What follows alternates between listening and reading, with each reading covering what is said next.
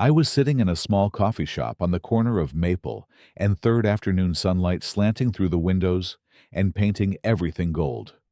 Claire was across from me laughing at something I had just said about my disastrous attempt to fix my kitchen sink last weekend. Her eyes crinkled at the corners when she smiled, genuine and warm. My phone buzzed on the table. A text from Stephanie. "We need to talk. Urgently." I glanced at Claire, still smiling, so different from the woman who had shattered my world. I typed back without hesitation. "Not now. I am out with your sister." Hit send. 6 months ago, I never imagined I would be here. Before I dive into how I got here, let me know in the comments where you are watching from. If you enjoy stories about reclaiming your life after betrayal, hit that like button and subscribe for more. Trust me, this journey gets even more interesting from here. I met Stephanie 5 years ago at an art gallery opening in downtown Portland. It was one of those crisp October evenings when the city feels alive with possibility. She was standing in front of a massive abstract painting, head tilted wineglass in hand. She worked in marketing, carried herself with confidence that bordered on magnetic. I was drawn to her energy, the way she seemed to command any room she entered. We dated for a year before getting married.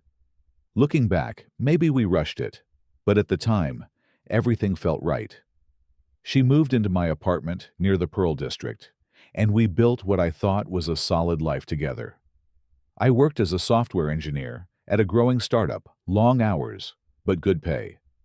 Stephanie climbed the ladder at her advertising firm, bringing home stories about campaigns and difficult clients.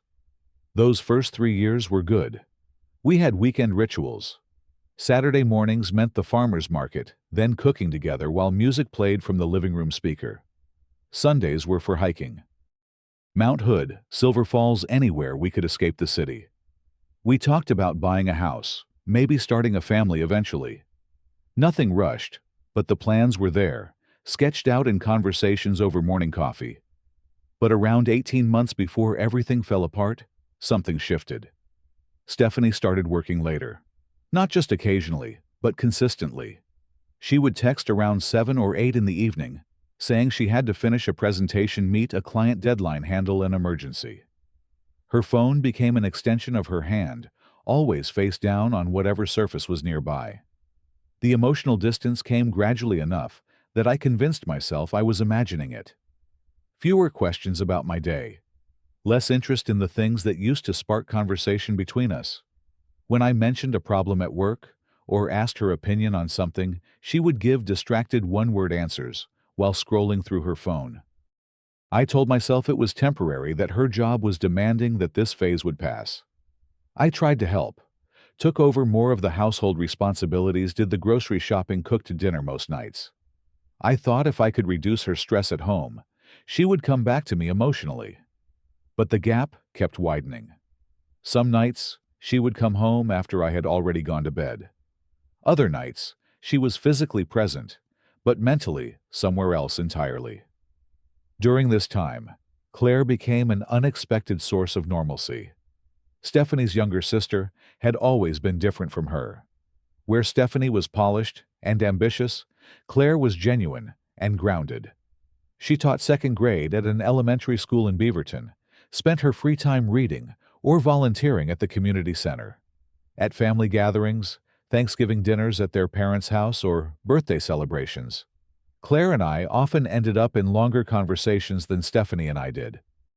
Claire noticed the change in her sister before I fully acknowledged it. She sent me a text one afternoon. "Hey, just checking in. You doing okay?"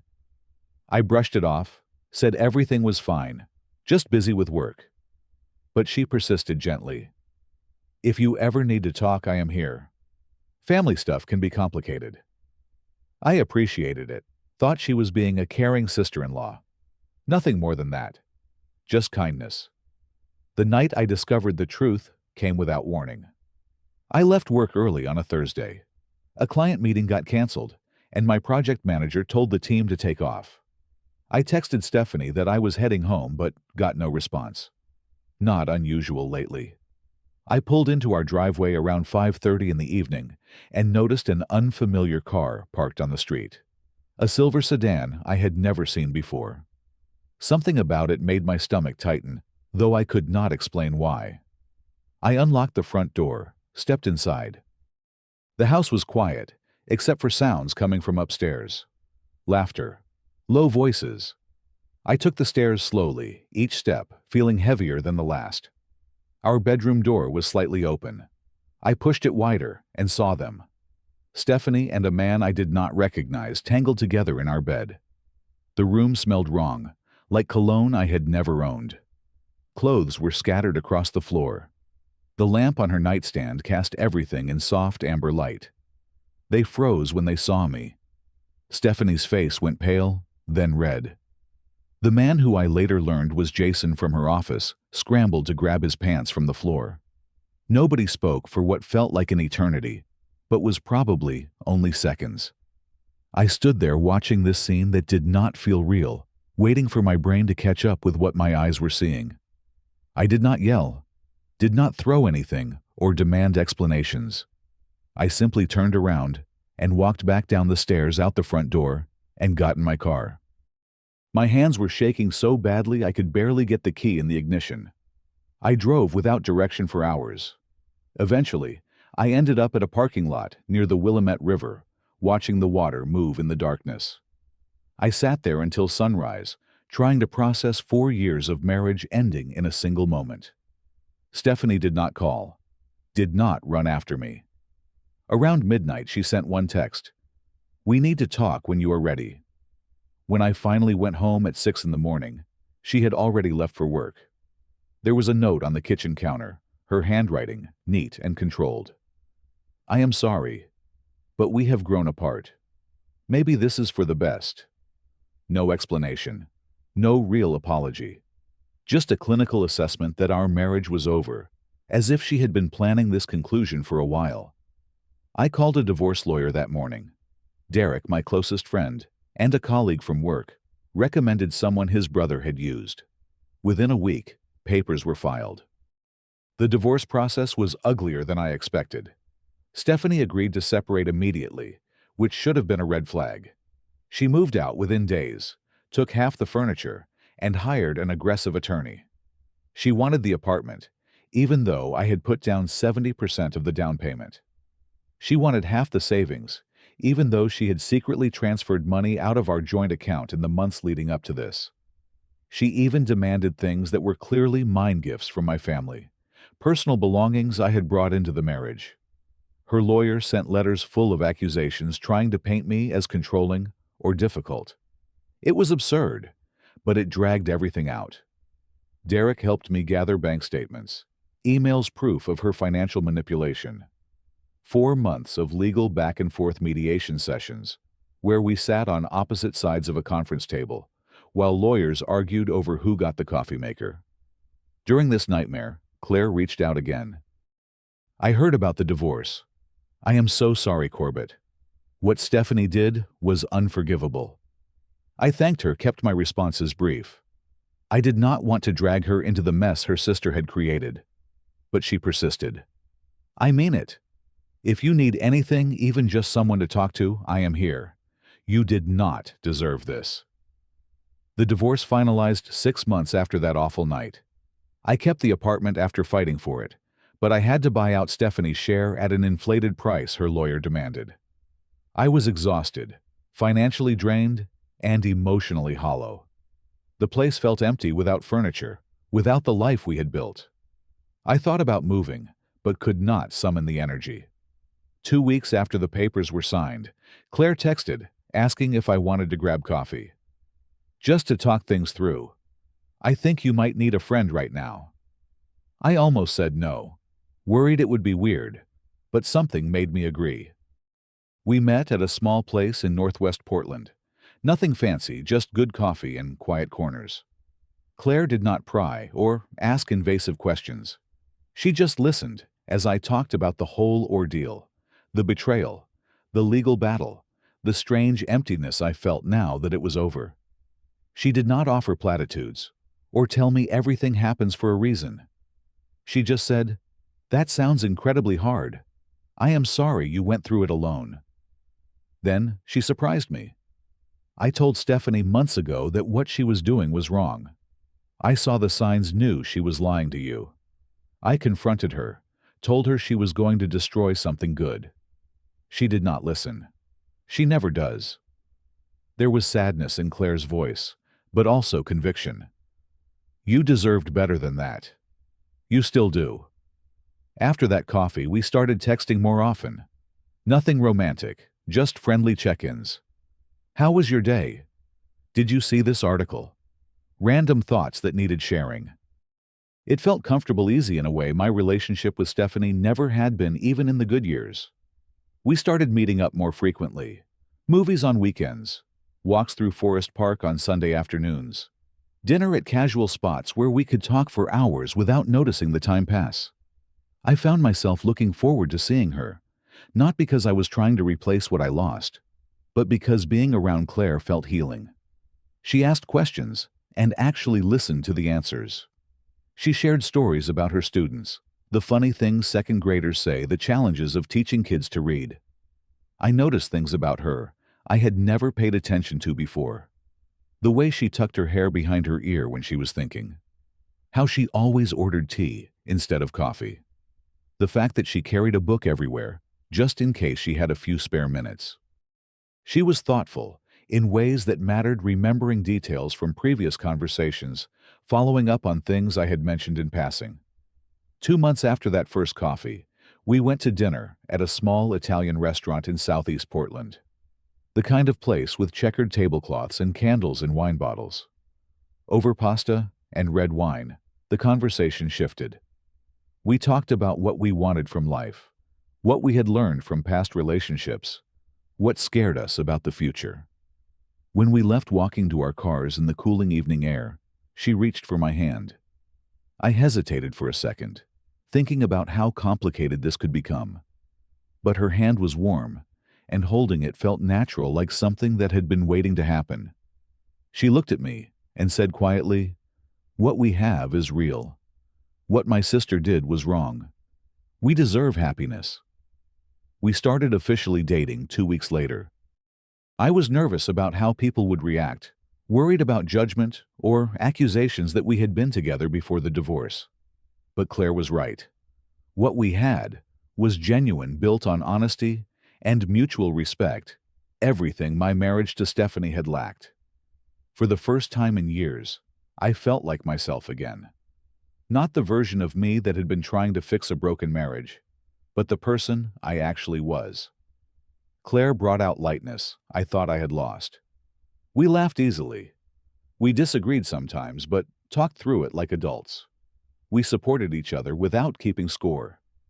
3 months into dating, Claire posted a photo on social media. Nothing dramatic, just the two of us at a coffee shop smiling. She did not announce anything or explain. Just a happy moment captured and shared. I did not think much of it. The next day, my phone exploded with a call from a number I had deleted, but still recognized. Stephanie. I did not answer. She called again, and again. Then the texts started. "What the hell are you doing with my sister? You have got to be kidding me. We need to talk, now." I was at work when the messages came through. Derek glanced over and saw my expression. "Let me guess. The ex?" I nodded. He shook his head. "Do not engage. She lost the right to have opinions about your life." That evening, Stephanie called Claire. I was not there, but Claire told me about it later. Stephanie screamed at her over the phone, called her a traitor, accused her of stealing me. Claire stayed calm. "You lost your right to be angry when you cheated on him. What Corbett and I have is none of your business. You made your choices. Let him make his." 2 days later, I was sitting with Claire at the same coffee shop where she had posted that photo, catching up after work, sharing stories about our days. My phone buzzed. Stephanie again. "We need to talk. Urgently." I looked at Claire, who was watching me with quiet understanding. I typed back, "Not now. I am out with your sister." I showed Claire before I sent it. She smiled a little sad, but also proud. "Are you okay with this?" she asked. I nodded. "More than okay. I am finally free." I hit send. Within minutes, my phone started ringing. I declined the call. It rang again. Declined. Then the texts poured in. Long paragraphs about betrayal, about how I was trying to hurt her, about how Claire had always been jealous, about how we were both terrible people. I read the first few, then put my phone face down on the table. Claire reached across and squeezed my hand. "You do not have to respond. You do not owe her anything." She was right. I did not. Stephanie did not give up easily. 3 days later, she showed up at my office building. The receptionist called up to let me know there was someone in the lobby causing a scene asking for me. I went down, found Stephanie pacing near the elevators, her face flushed with anger. "We need to talk," she said loudly enough that people turned to look. I gestured toward a seating area away from the main desk. "Let's not do this here." We sat down in chairs, meant for waiting clients. She jumped right in. "You are dating my sister Corbett. Do you have any idea how messed up that is?" I kept my voice level. "You cheated. You destroyed our marriage. Claire and I found each other after everything ended. We did nothing wrong. You are doing this to hurt me." She insisted, her eyes filling with tears that I did not believe were genuine. "You are using her to get back at me." "This is not about you," I said firmly. "It stopped being about you the moment I found you in our bed with someone else. What I do with my life now is my business. Claire makes me happy. We make each other happy. That is all there is to it." Stephanie switched tactics, her voice dropping to something softer, more manipulative. "I made a mistake. A terrible mistake. But we had 4 years together, Corbett. That has to mean something. We can work this out. We can fix this." I stared at her, finally seeing her clearly.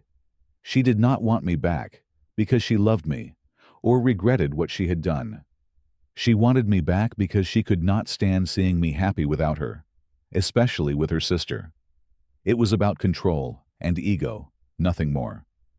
"We are done," I said quietly. "You have Jason, or whoever came after him. Leave me and Claire alone. If you show up here again, I will call security." Her expression hardened. "You are going to regret this." She stood up, walked toward the exit. The security guard was already moving in her direction after the receptionist had signaled. Stephanie left without further incident, but her words hung in the air, empty threats from someone who had already lost. I heard through mutual acquaintances that Stephanie and Jason broke up about 3 months after my divorce finalized. Apparently, their relationship fell apart once it was not forbidden anymore. The excitement of sneaking around had been the main attraction. I felt nothing hearing that news. No satisfaction, no vindication, just indifference. Stephanie tried to reconnect with Claire multiple times over the following months. Phone calls Claire did not answer. Emails Claire deleted without reading. Eventually, Stephanie showed up at their parents' house during a Sunday dinner, demanding that Claire talk to her. Their mother, who had heard the whole story by then, told Stephanie she needed to leave and give everyone space to heal. Claire's family was surprisingly supportive of our relationship. Her father pulled me aside at a birthday gathering and said, "You are a good man, Corbett. Stephanie made her choices. You and Claire deserve to be happy." Her mother hugged me and whispered, "I always thought you were too good for her anyway." That validation meant more than I expected. It confirmed that what Claire and I had was not some scandalous rebound, but a genuine connection that people could see and respect. Claire and I took our time building our relationship. No rushing, no trying to prove anything to anyone. We went on trips, explored new restaurants, spent quiet evenings reading on the couch. She met my family, who loved her immediately.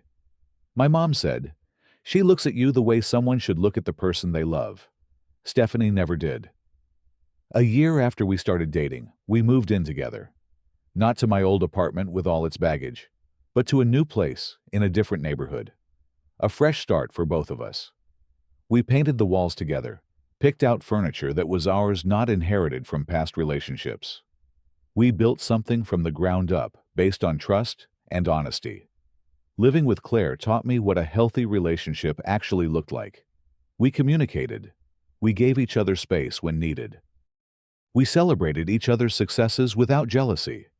We handled disagreements without cruelty.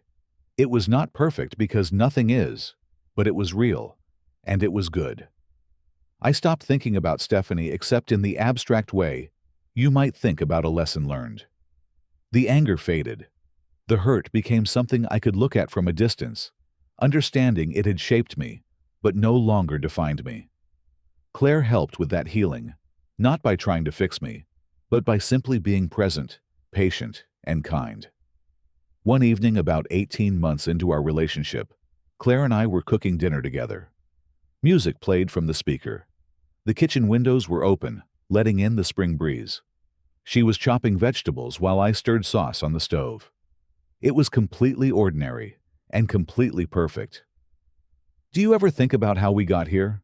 she asked, glancing over at me. "Sometimes," I admitted. "It is strange how pain can lead to something good.